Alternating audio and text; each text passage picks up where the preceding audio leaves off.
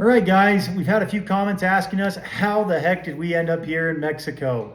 That is a good question. Sometimes we ask ourselves that. But we were both born and raised in East Idaho. I was raised in a little town called Manan.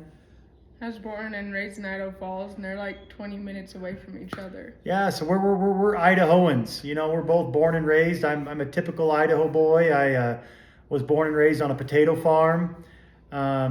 And Ashton grew up in the small town of Idaho Falls. And yeah, so it's not like we have a big history in Mexico. But when I was 17 years old, I had the opportunity to study abroad in Mexico City. And I spent my senior year of high school in Mexico City. I came down all by myself. And I would say that was probably one of the hardest things I've ever done in my life. I came down as a 17-year-old farm kid, didn't speak any Spanish at all, and went through a senior year of high school here in Mexico. I was the only foreigner in the whole high school and the only English speaker. That was a big, I don't know, it was just a big growing moment for me that year in Mexico. But something happened to me that year, and that's that I fell in love with Mexico. I fell in love with the culture, the food, el ritmo de la vida, the rhythm of their life, and how they, you know, just it just felt better for me here, especially once I learned the language and learned about the culture. So I got done with high school, and my wife, you know, she wasn't part of my life yet, and Mexico was definitely not on the radar for her. She was in junior high or middle school when I was in high school. But we were both LDS, and for you guys that don't know what LDS is, a whole bunch of people know us as Mormons. And maybe you've seen Mormon missionaries wander around, but I sent in my missionary application when I was 19 years old. So I spent a year in Mexico City, and then I sent in an application to be a missionary. And they sent me a letter back and said that I was assigned to serve as a missionary in Mexico City. So I went to high school there, and then I was a missionary wandering around the slums of Mexico City for 2 years. And as a missionary, you're provided with bare minimum stuff. I mean, we were given a salary of about $40 a month to live on in Mexico when I was a missionary. But that it just kept feeding my interest of living abroad, and my love for Mexico and the Mexican people and the language and the culture. And like I said, I even learned how to do all their dances. I took a class of baile folclórico, and that's just folkloric dance, and I love it. I love Mexico. So anyway, after I'd been down here for 3 years, I came back from my mission, had a great experience in Mexico. I went to college, and then I met my beautiful wife, and we're pretty traditional, and in the sense of like we dated for a very short amount of time. We only dated for 2 months before we got married. And then we started having kids right away.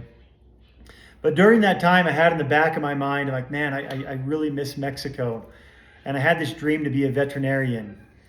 And after we got married, I convinced my wife, Ashton, that going to Mexico would be a great idea. Going to, if you Google the most dangerous places in the world, Mexico comes up as like 8 of the top 10, and she's been great, super supportive. What I knew about Mexico was Cancun, and like an all-inclusive. So he's like, "Hey, I'm thinking about going to Mexico," and I'm like, "Okay, cool. I like the beaches, yeah." Yeah, and that's not where I brought her. I brought her to a place called Cuautitlán Izcalli. And Cuautitlán Izcalli is not a nice place. The reason I went there is because the vet school had a campus there, and they had some preparation classes to go to vet school. So I was taking all these vet classes in Spanish. Ashton was home alone, pregnant, sleeping on the floor. We were so poor. I mean, we were just we couldn't afford anything. But there she was, like 6 months pregnant. I mean, what were you doing all day when we were? So I didn't speak any Spanish at all. And we had a couple movies downloaded on our computer. and I'd watch them over and over and over again in Spanish, and I would think like I'm learning Spanish, and we had a air mattress that we slept on that was on the floor. We had an air mattress and a plastic picnic table, and we were living in Cuautitlán Izcalli. And so I finally was like, yeah, I'm gonna go out and walk around and see if I understand anything. No, I did not understand anything. Yeah. So Riley came home and I said, I feel like I'm in a prison because I'm stuck at home and I have no idea what's going on all day. Yeah, and Cuautitlán Izcalli is not a place that you just go wander around. I mean, I've lived in a lot of places in Mexico, and Cuautitlán Izcalli was not good to us. I went to jail there. The police were constantly pulling us over and stealing our money, and so it just wasn't helping my Mexico dream. Bless my wife, because she got pulled over one time by people that were pretending to be cops, and they got inside her car, took all her money, and I'm over here just studying for vet school. I mean, it was hard, but it was a growing experience. We're better for it. So we started in Cuautitlán Izcalli. We spent some time there, about 6 months. Vet school, getting into vet school in Mexico is very hard, but once you get in, it's free. And the diploma that you get if you can go to vet school in Mexico is valid in the United States. So I really wanted to do that. Like I said, we didn't come from a lot of wealth. Neither of us did. So I'm like, we are going to figure this out. I speak Spanish. I love Mexico. Let's go to vet school in Mexico. But that dream got crushed. Ashton got pregnant. She had our firstborn, and then she got blood clots all over her body. So we decided that we need to get these blood clots treated. You know, Mexico has a good healthcare system, but you get what you pay for. And like I said, we were just kids. I mean, she was 20 and I was 24. It was just a lot to take in. So we went back to the United States for a while to get all that figured out. And we got her all healthy. She had 4 more kids during that time. But I still had in the back of my mind, I was like, man, I just really want to get this Mexico dream figured out. So during that time we were at home, I decided to study horseshoeing, become a farrier full time. And if you're interested in that journey, we're now owners of one of the largest horseshoeing schools in the world. It's called Idaho Horseshoeing School. Go check it out on YouTube. But I went to farrier school, loved it. I love working with horses. I was raised with them. And so we started building this business, Idaho Horseshoeing School. Fast forward 4 years from that point, our school got big enough. We hired a lot of great help. And I talked to my wife one day and I said, well, what about Mexico? You know, why don't we go back to Mexico? And Ashton's very supportive.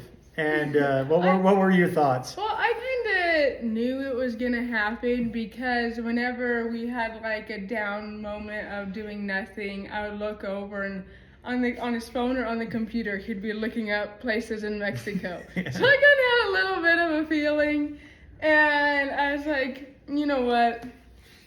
Let's just go do it. Like, yeah. No, and that's how it was. I would be looking up on my phone, ranchos en renta y ranchos en venta in Mexico. And that means ranches for rent and ranches for sale in Mexico. I had this dream of I want to live in some hacienda in Mexico, some old Spaniard hacienda in Mexico, and I want to open up another horseshoeing school campus. So a year ago, we came down and we came and looked at the place that we're living right now, where we're sitting right now. And ever since then, we've been growing this business. We've been shoeing a lot of horses, and we have come to love this little town we're in. In total, I've lived in Mexico for about 5 years. Ashton's been here for about 1. Our kids have been here for around a year. They're all learning Spanish. Kids are thriving. We just put them in a public school down here. The school has 1 teacher for all 5 grades. It's tiny. There's probably 20 kids in the whole elementary school. And yeah, Ashton's thriving too. She sorry for my bad Spanish on the videos. You might hear me use my bad Spanish. I'm slowly learning, so don't be too critical. She does But- great. She does great. I mean, for somebody that came down not knowing anything, she does awesome. Yeah, I just have fallen in love with this community. I helped out at the elementary school for a little bit, and I just loved the kids, and I loved the teachers, and so we just really came to love this little town. Yeah, and you know, there's a lot of, I mean, not, I wouldn't say a lot, you know, Mexicans sometimes get worried that there's a lot of Americans coming to Mexico. We haven't met one since we've been down here. We haven't met a single American. But you know, if you come down to Mexico with the idea that you want to live like Mexicans, and you want to be part of their culture, and you want to be part of the way they do things, they are extremely accepting and warm people. Now, we have had bad experiences, don't get me wrong, but we've also had really bad experiences in the United States. We've been robbed in the United States, and we haven't had anybody rob us here. Definitely not that. But the policemen, we don't like policemen in Mexico.